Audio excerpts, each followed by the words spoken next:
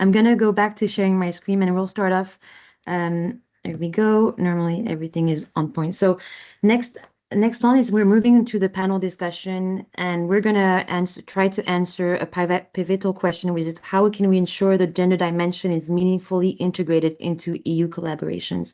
For this panel discussion, we have invited coordinators and representative of the 3 sister projects that have been funded under the same call as FLOATFARM, as Joseph presented earlier.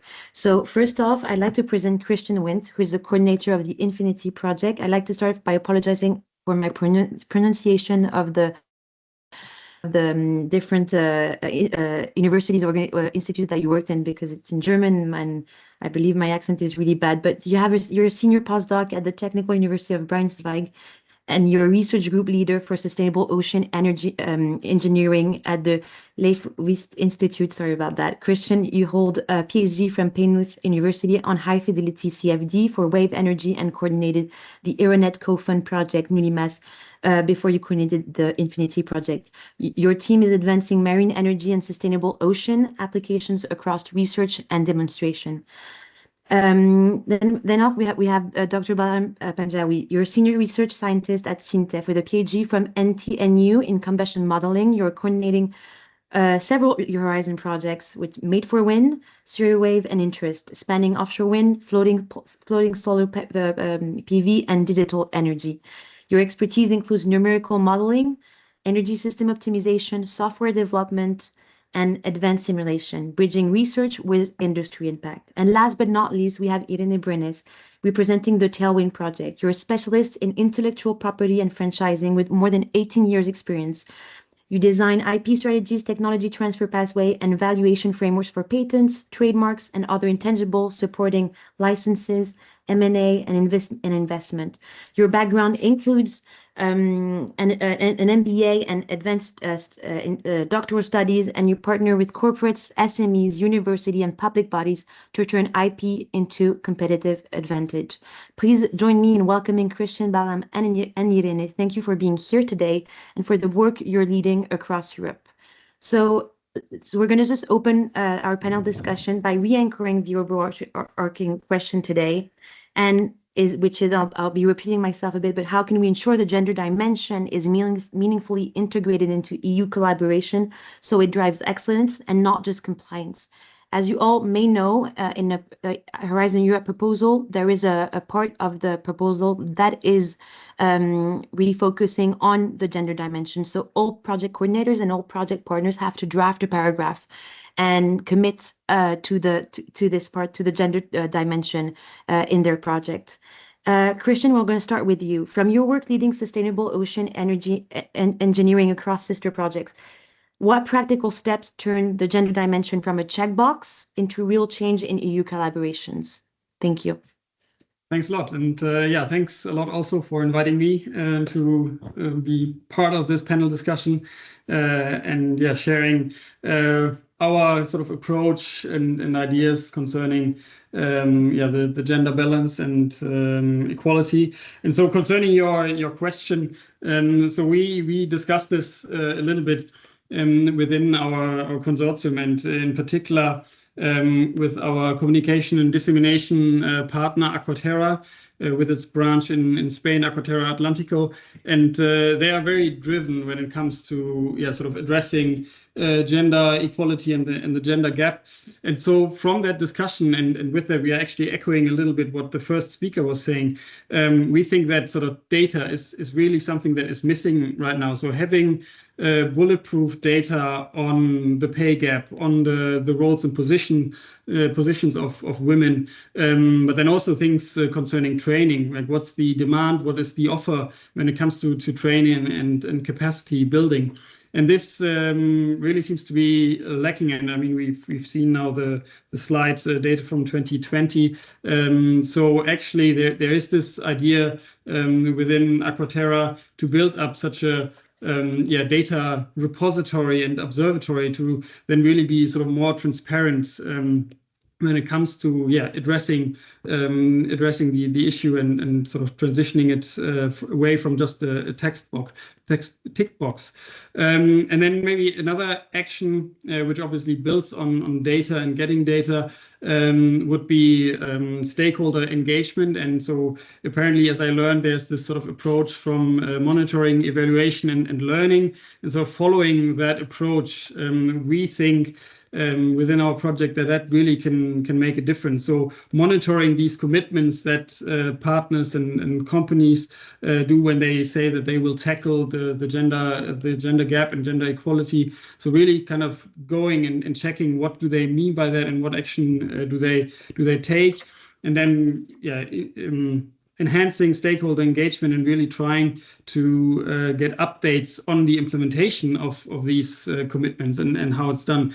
We think is really important to then ultimately update such commitments and sharing the learning that these companies, project partners, etc., are making to then really ultimately sort of drive the commitment and make sure that they're actually meaningful and as you posted in your question, are not just tick boxes in proposals and things like that. Thank you very much, Christian, for your insightful response. And I think you're absolutely right. The question of data and updating the data presented by Virginie is one of the key steps to take. Thank you so much. Balram, over to you. As you're coordinating multiple Horizon Europe projects, how have you put the gender dimension into practice since the different projects have begun? And what is one concrete action you have implemented or planning to implement in the coming years or months? Yeah. Thanks, Ines, for the introduction, and thanks for inviting me for this excellent panel discussion. So before I answer to this question, I have a different story actually, because I come from Norway, and Norway I see a very different picture here, because when I started working in wind industry like 10 years ago, and whatever I encounter, like we at Center we write multiple projects, so mostly like we are researcher provider and then there's a company. So most of the time what happened actually, we always have 50%, like a very well balanced gender balance actually. Like from researcher we will be mostly male and female, but from the company side there will be always female. So we have very different, at least I have experienced a very different picture. But one thing actually what we are doing in this project, actually we try to encourage more women participant. But one of the challenge what we experience in is the woman attrition actually, because as you know, we already discussed, there is a limited data available and there are very few female women researchers working on the wind. So there will be always a high demand actually. So in one instant, actually, when we wrote the Made4Wind project, so I wrote together with my female colleague actually, and she promised that she will take quite a large part in the project. But ultimately she moved to Equinor, and then I use then we have another female participant, but she was us with only for a few months actually, and then she moved to NTNU. And then this was going on for it happens 3 instances. But now currently we have like in one of the project actually, or in the work package from Sintep, at least we have 3 female researchers that are constantly working on different topics, starting from the modeling to the structural assessment and different topics. And one of the work package actually, which I was surprised actually, like in concrete, I thought it is a mostly like a labor intensive work, like you have a lot of male participant who wants to carry the materials and they have to make the formulation. But in what we experience in the Made4Wind project, we have 5 key person working in the project, and out of 5, 4 are female researcher. And mostly these female researchers, they are working on the concrete formulation to the casting and into the testing actually. And since I want to also give example with the Shorewave project, which I'm also coordinating. So in that work package, we have to install a real demonstrator in the sea. And that activity was led by a woman participant. So she took all the like collecting all the samples, plus like she was coordinating all the with the entire team actually, right from conceiving the idea to manufacturing to go put into the open sea. So she was engaged from right from the beginning. So we have quite good experience in Made for project actually. Same thing like we are working on the drivetrain actually on the electrical part. So there also we have three participants like they are working on the converter to the permanent magnet design. So they are working on various key technological aspect. And similarly, like one thing we also noticed that if we give more chance for women to basically present themselves in different consortium, like in different webinar and different setups. So this thing I should have done it actually rather than presenting me. I should have invited some of our female participants to present this thing. That would have been really encouraging for us also. Maybe next time I'll be careful, like bringing more our female participant from the project to present the project in more detail. So that way we encourage more female. But one thing we also noticed that it's, even though, you know, we are as a coordinator, we have a lot of partners, but like choosing the female participant to work in the project is not our choice actually, it's the partner choice, and they always have some resource limitations. And then but luckily we have, so far we have very kind of balance. But sometimes we try to, you know, try to encourage VP leaders, try to have more female participant. And this, and other thing actually, when we as also we wrote in the grant agreement that whenever we make any post or into the LinkedIn or the website or any news, we need to make sure that it's a gender neutral language we adopt. And same thing when we apply for the, like when we are the PhD and postdoc opening, then we also make sure that we give more, you know, opportunity to the female. So we try to do it, but it's always a challenge actually. It's very hard to find because they are already, you know, involved in many different topics. So it's very hard to get a female researcher as a postdoc. So it has been always a challenge. Like we have 4 PhD postdoc, but unfortunately we don't have a single female participant.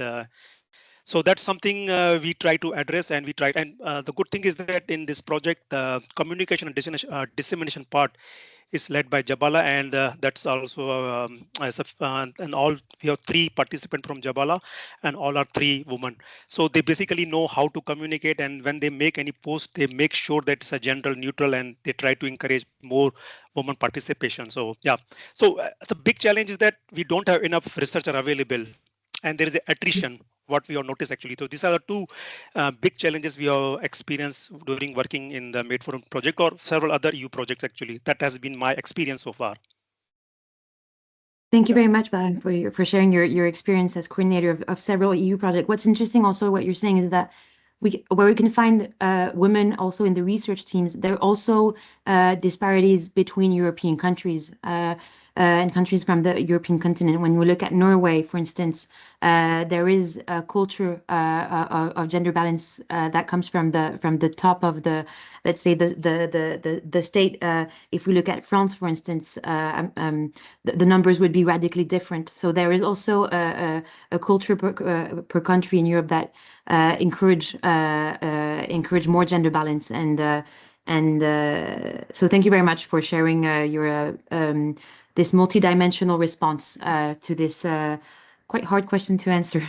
And thank you for your answer. So, Irina, I turn to you now. With your IP and commercialization perspective across different type of stakeholders, universities, SMEs, corporates, how can we encourage and sustain women participation in EU projects? Okay, thank you for the invitation to participate in this event. As an IP consultancy specialist at Clarke Moed, I like to address this question from the perspective of innovation and intellectual property, which are central pillars of EU-funded projects. From my experience advising companies and research institutions and universities on IP strategy within EU-funded frameworks, I've seen how early integration of women in the innovation life cycle, especially in the stages of IP protection and exploitation, can significantly enhance project outcomes. Clarke Moed is actively working to support this shift by offering tailored IP training and strategic guidance that ensures women innovators are not just participants, but are key drivers of value creation in the EU projects. First, we must recognize a persistent gap. Although women are increasingly present in STEM fields, they remain underrepresented in patented and innovation leadership. According to WIPO, only 17% of inventors listed in the international patent applications via the PCT systems in 2023 were women, and just 36% of applications included at least one female inventor. At this pace, gender parity in patenting won't be reached until 2077. To encourage and sustain women's participation in EU projects, I believe we need to act on three levels. First, we need visibility and recognition. We must highlight the contributions of women inventors and innovators. Clark Moët has documented the stories of pioneers like Margarita Salas and Hedy Lamarr, whose patented inventions laid the groundwork for modern genetics and wireless communications. These role models are essential to inspire future generations. Then we need to do some structural support. EU projects should integrate gender-sensitive IP strategies. This means ensuring women are not only part of research teams, but also positioned to lead innovation, file patents, and benefit from commercialization, mentorship, training in IP rights, and inclusive leadership structures are key. Finally, I'm seeking a sectoral focus. Women are more represented in life science than in engineering or tech. EU funding should actively promote female participation in high impact sectors like telecommunications, AI, and energy, areas where innovation drives economic growth but where women are still in a minority. Ultimately, fostering women's participation in EU projects is not just about equality, it's about unlocking the full potential of innovation. More inclusive IP ecosystems mean more diverse ideas, stronger economies, and a more sustainable future. Thank you very much, Irene, for concluding this panel discussion. And you're absolutely right. It's a question of visibility, but it's also a question of having more gender balanced teams will lead to more innovation and to be honest, the 2077 date that you gave, it was kind of it was interesting, and I hope we'll reach it before. But so thank you very much for your insight on and also your insight on women as inventors and highlighting the crucial role they have in the innovation and the innovation ecosystem, making it more sustainable, and it's really interesting. Thank you to all three, Christian, Balram, and Irene, for participating in this short panel discussion. Thank you for your inputs, and thank you for taking the time. We're really happy to be collaborating with the FLOATFARM sister projects, and I know that we have a strong collaboration, and that we'll continue organizing these types of events or events at conferences and fairs.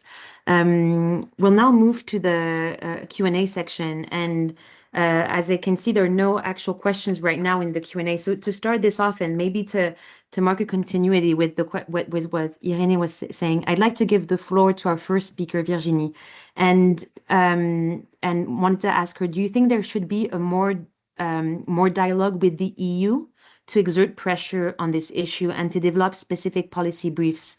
Because as I said earlier, in Horizon Europe proposals, there is this paragraph that we should write on gender dimension, but should there be a more dialogue with the EU, and especially with the new funding program, FP10? Thank you, Virginie. Yes, thank you, Ines, for your question.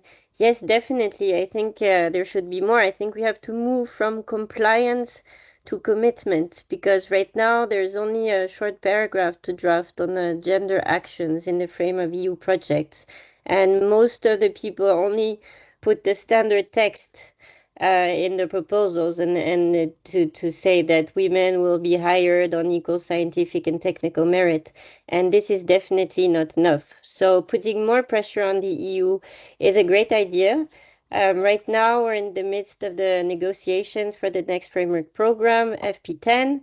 There was a proposal which was out this week from IGLO, which is the informal liaison office of in Brussels, and they suggested, for instance, to have standard text in the templates for non-scientific and technical sections of part B of the proposal. Yes, it could be standard text, but this doesn't answer the question to have how can we have more women participate in EU projects. I definitely think that gender is a driver of innovation and excellence. So whatever we can do to push this topic forward and work alongside with the Commission is a good idea. And having this webinar today is also, to me, a first step. Thank you very much. Over to you, Joseph. I have a question because as you were coordinating and writing the proposal for FLOATFARM, how did you address the gender dimension in your proposal, and what guided that choice? Sure. Thanks very much for the question. I'll try to couple it on a little bit to the comments of Virginie, because I'd like to kind of flesh out a little bit what could be sort of concrete steps for the European Commission and the EU generally in enforcing this. But I think a good step is already in the progress in the project application phase is to do a little bit of due diligence about the partners. Okay, so I would say that, I mean, not only in the experience of our project that I observed, but also from other projects, that this isn't really at all considered in the application phase. So I think maybe moving, like I said, coupling into what Virginie was saying before, enforcing this somewhat in the projects might move a little bit more towards that the partners, that let's say the coordinating body does their due diligence in which partners they include, because do we really just kind of look, do they tick the boxes? Have they signed whatever the European Commission dictates that they sign? Or do they actually practice that? Do they actually have statistics available for whether it's an academic partners and it's the number of PhD students who are female, or whether it's industry and the number of females in leadership positions or in engineering positions?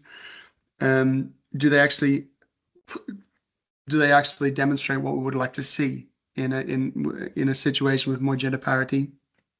And I think also sort of the attitude of moving away from this sort of just ticking the box of European Commission applications is to not just simply look at what is dictated by European Commission, like whether we include this sort of standard text in applications, but to go further. But that's also the role of the coordinator of every project application. One point that I think makes I'm not sure whether it's I think it aligns well with some other things that were said before, is also I think that sort of the requirement to spread across multiple disciplines in European projects is quite advantageous, because I see, for example, when we move into other disciplines in areas like environmental impact, economic impact, there you start to tend away a little bit from some of the bias in, let's say, direct engineering statistics, direct engineering applications. And I think that's quite good for, cross-topic, cross-industry collaboration and communication. So I think that's something that we observed in our application, but I think it's also the European Commission should also be encouraging this in future projects, is sort of spanning across different areas so that researchers, female researchers in other areas do have another opportunity or another, let's say, bridge across into areas where the statistics aren't really satisfying or where we would want them to be right now. Thank you very much, Joe. And maybe to continue on to pursue on what you were saying about choosing the team and the partners wisely. I don't know who could answer this question. Maybe everyone. But when recruiting PhD students or consultants or engineers, do you have a gender criteria? And do you think this should be applicable to have this criteria from the start, or is it something that comes more naturally in 2025? I don't know. I can't see my screen, so I don't want to. I mean, maybe Christina, if you have a take on it, that would be interesting. Or I don't know, Virginie, Lieselotte, Beatrice, maybe if, or even other speakers from the webinar. I don't mind to share this. So I have recruited 12 people in the last 3 years. I did not keep any gender consideration. So I chose the person that I thought was best for the position, and I ended up with a balanced team of 50-50%. So that is very encouraging. But I think beyond that, because you can have as many gender considerations as you want, but if you do not have any candidates, then there is nothing you can do about it. And that happens very often, right? So are you going to choose a wrong candidate just simply because it's a man or it's a woman? You should not do that. So the take, I think, is that we should not focus so much. I mean, yes, of course, everything helps, but the main focus maybe is not about how we recruit people, but how do we talk to our youth? How do we talk to the girls that have to choose a career, and how we help them see that if their like is to choose an engineering career, she should not see that as a men's way of life. Because unfortunately, there are surveys in Spain that actually, maybe Spain is particular, no? I can understand that this changes with the land. But they did a study in the secondary education in Spain 2 years ago, and they found out that actually they are choosing their careers according to the gender perception they have about it. So I think that is problematic, and that is actually kind of the root of the problem. And then if we have as many good candidates that are men or women or any other consideration, then we should not have this issue, because we will end up having good people to choose from any gender, no? So yeah, that is important. But then it can also be problematic as a leader, especially because you need the team that actually carries the work.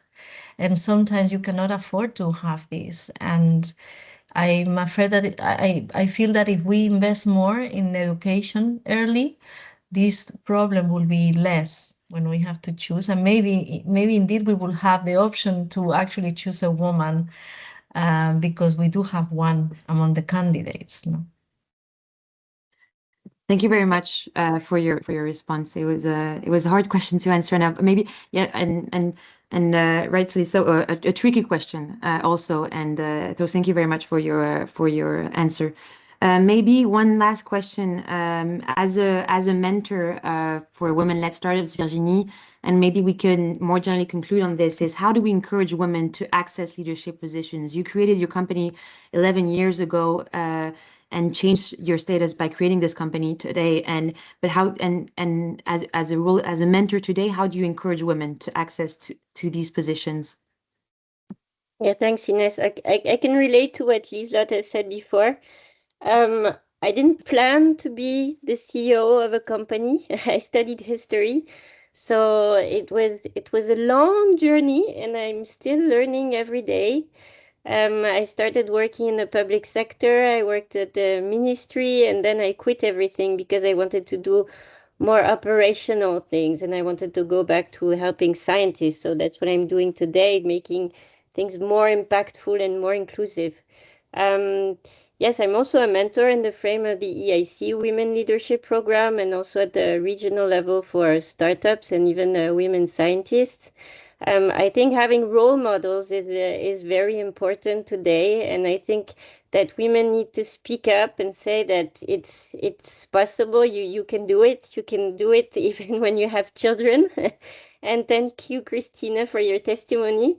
I also have a daughter, and I'm raising her on my own. So I think everything's possible as long as you have a little bit of confidence and trust, because it's also a difficult journey. It's not simple every day. But yeah, and I think to be brave and kind, I think that's things that we hear a lot during all the discussions on mentorship and women, but I think this is definitely something very important. So going into a mentorship program is something which can help you a lot. I still have a coach, so I'm still mentored, and I'm mentored by a man, so it can be a man or a woman, but getting support is very important, and building confidence is also something which is very important. And one last thing, because this is a webinar hosted in the frame of an EU project, getting involved in EU project is also something which can be very valuable and a very interesting experience. The EU is pushing this topic forward, so take advantage of it. If you can become a task leader, work package leader, a project coordinator, go ahead. And this is also how you can build trust. So thank you. Thank you very much, Virginie. As I can see, we have no questions in the Q&A. We can just wrap up and conclude this webinar. As we wrap up, a heartfelt thank you to everyone who made today possible. So Virginie, Joseph, Liselotte, Christina, Beatrice, Christian, Bahram, and Irene, thank you so much. Large thank you to my colleague Emmanuel, who co-organized this webinar. Thank you very much. As we close today, I'd like to leave you with a few takeaways from what the speakers told us today, and maybe also 2 invitations that come through loud and clear today. First, when you're writing or you're considering writing a EU proposal, I think the main takeaway is bake it in and don't bolt it on, meaning that if the gender dimension is not planned early, if you haven't set clear objectives, KPIs, and governance from day one, then it won't be really taken seriously in the project itself. Secondly, it would be resources. Good intentions don't run on air, so budget time, money for training, education, mentoring, inclusive recruitment, community building, what gets funded gets done. Also, and it was mentioned several times, share leadership. Diversity isn't just who is on the team, but it's also who leads. When decision makers are diverse, outcomes improve and innovation improve, and the actual economic system improves and is more flourishing. Also, the question of mentoring and visibility is really important.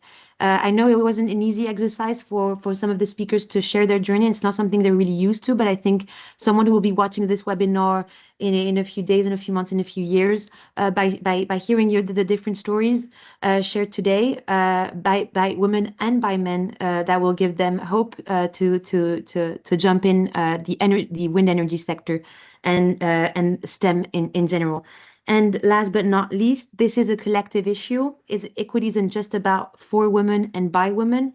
It's a quality and excellence issue for everyone.